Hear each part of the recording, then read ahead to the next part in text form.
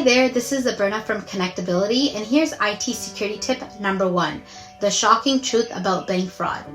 Did you know your company's bank account doesn't enjoy the same protections as a personal bank account when it comes to fraud? If a hacker takes money from your business account, the bank is not responsible for replacing your funds. Don't believe me? Reach out to your bank about their policy on refunds for stolen money. Many people believe the FDIC protects you from fraud. It does not. It protects you from bank insolvency. So here's a tip. Call your insurance professional and get a crime policy that will cover stolen funds taken from your bank account by a hacker or a dishonest employee or a vendor. And stay tuned for IT security tip number 2.